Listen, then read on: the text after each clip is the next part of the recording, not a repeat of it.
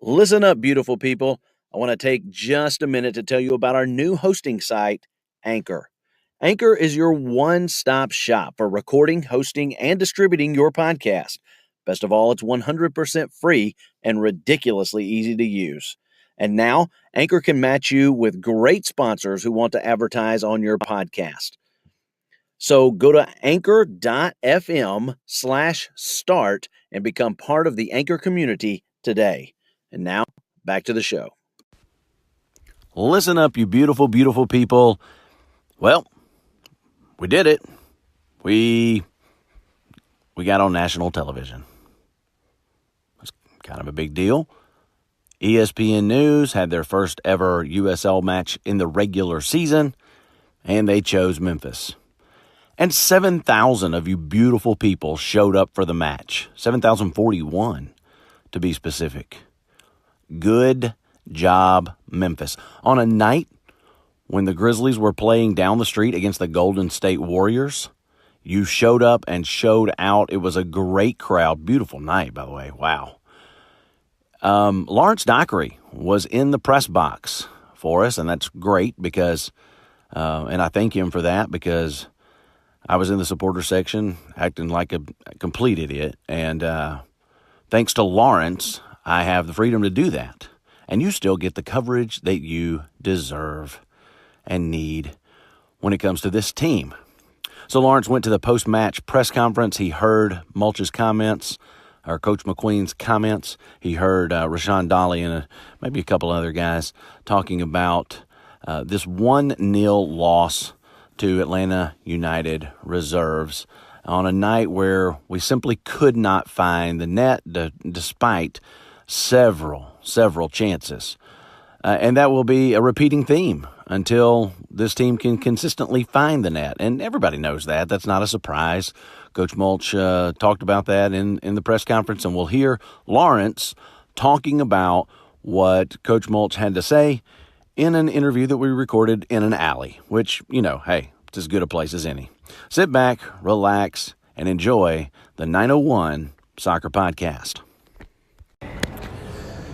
Okay, we are here in the alleyway next to the Brass Door, which is the home pub of Bluff City Mafia. We are very disappointed, to say the least. This is our second 1-0 loss at home, and the only other home match we have is a 1-1 draw. So, Lawrence Dockery, you saw this game from the press box. Tell us exactly what you saw. It's going to be a little loud out here, but we'll make it through. Give us what you saw. Let's start from the back, okay? We're going to start from the back. Tell us what you saw defensively for Memphis 901 FC. Defensively, I didn't think they were too bad.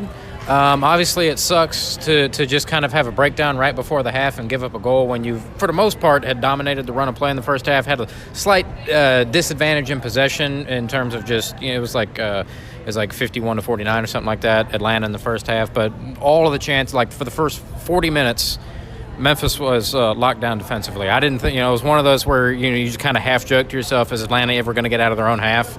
And, and they did, and they scored a goal right before the half. But outside of that, I did get a chance to go to the post-game presser for Coach McQueen. He was not happy with the way that goal developed, I can tell you that. This is probably in the few times I've been able to sit and interact with him, this is the shortest and most terse he's ever been. He is not happy with the way they gave up that goal, and he's not happy with the lack of production on the offensive end of the field. So let's talk about the lack of production on the offensive end of the field. Seems like in the second half particularly, there were a lot of set pieces, a lot of chances, it seems like we had the ball in the box several times, but could not convert. What did you see offensively? That's one thing. That's how the game got started. 30 seconds into the game, there was a set piece that Mark Birch hit it was a good free kick, and the goalkeeper just made a good save, and then just you touched on a lot of chances in the box and nothing doing with them, and it's just that's another thing that Rashawn Daly and Coach McQueen, they're not happy about that. They're saying, and Mark Birch was saying after the game tonight, and they said they're going to work on finishing because they're getting the chances, and that's one thing that Coach McQueen said. He said, look, it's super frustrating to be getting all these chances and not putting them away, and that's a concern. He said he wouldn't be too worried unless they weren't creating any chances at all. Maybe that's just a little bit of coach speak. I don't know. But it's, you had any number of chances. And, yes, you had the one that was cleared off the line in the first half, and then you had the world-class save by the goalkeeper on a header off a corner kick in the second half. But the fact remains, Memphis has played 3 home games. They've scored 1 goal in those 3 home games.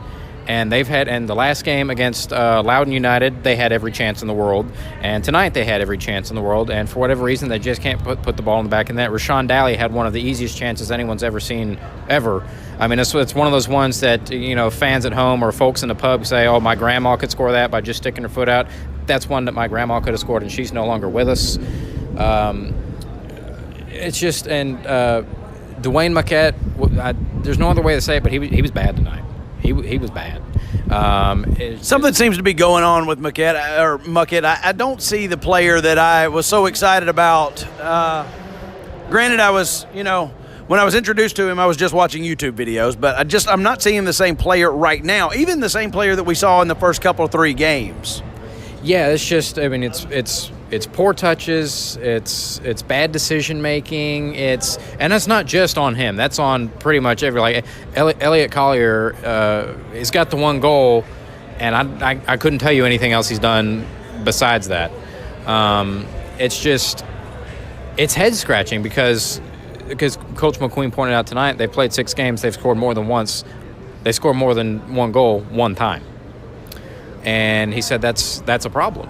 And and up in the press spot, Dave Roloshin was there. The voice of the Memphis Tigers. He was there tonight, and he said these fans, they deserve some goals and they deserve some wins, because this is 3 games now where they have brought it. And the attendance tonight was 7,000 and change. Excellent for a Wednesday night, with the Grizzlies playing the Warriors 2 blocks down the road. Yeah. And that's on par, give or take a couple hundred people, with the 2 previous home games, and these fans have brought it. And now the players need to bring it. Not that they're let me rephrase that. Not that they're not bringing it. It's that they haven't gotten over the hump. They haven't put the ball in the back of the net but the 1 time. And they've got to consistently finish. I agree that the focus in practice needs to be on finishing. Yes, and it's because I don't want to beat the horse to death or sound like a broken record, but, it's just the way it is right now. Because there's not, if those chances are finished, there's nothing else to analyze here. Exactly. We're talking about a 2 or 3 you want and win. Exactly. It's, some of it's poor decision making, some of it's just bad luck. Yeah. And some of it's just hesitating. There was a lot of that. There's a lot of, there was that chance that Muckhead had right after the start of the second half.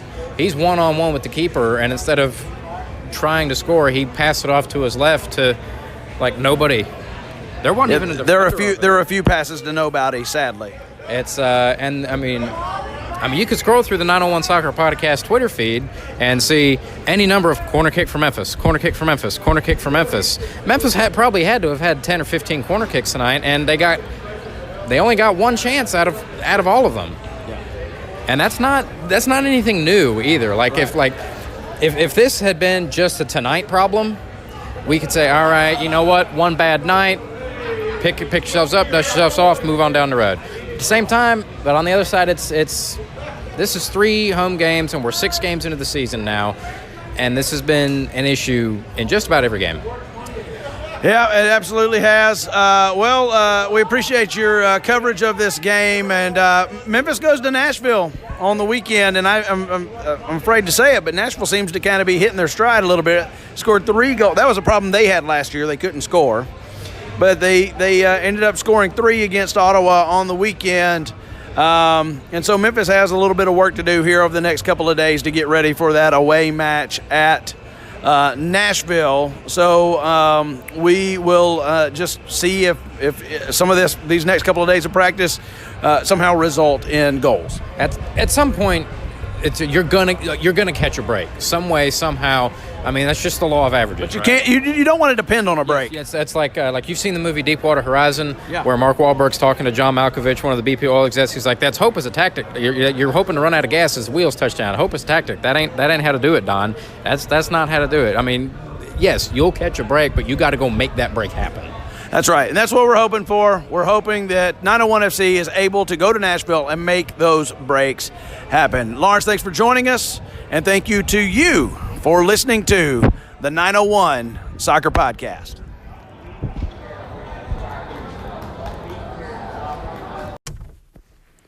That will wrap it up for us. But remember, this weekend is a big one, guys.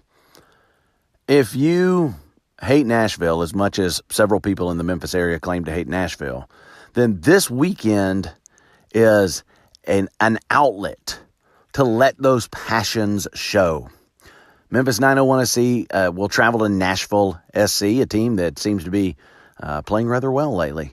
And that will be at 7 o'clock.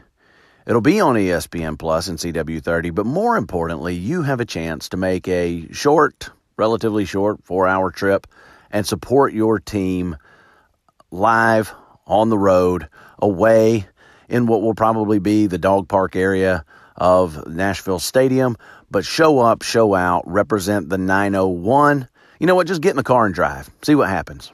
They're not going to be sold out.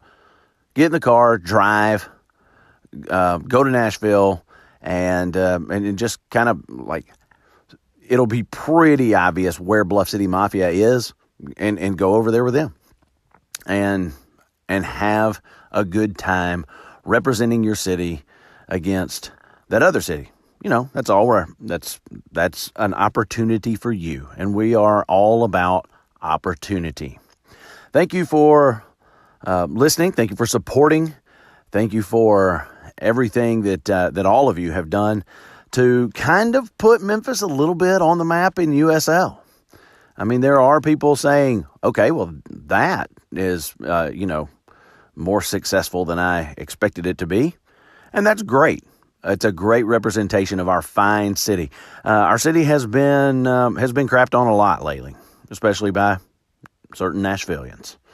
But it's a great city. It's a city full of beautiful, beautiful people. And we absolutely could not possibly love it more than we do. And we do. So that's it for us. We're signing out. Thank you for listening to the 901 Soccer Podcast.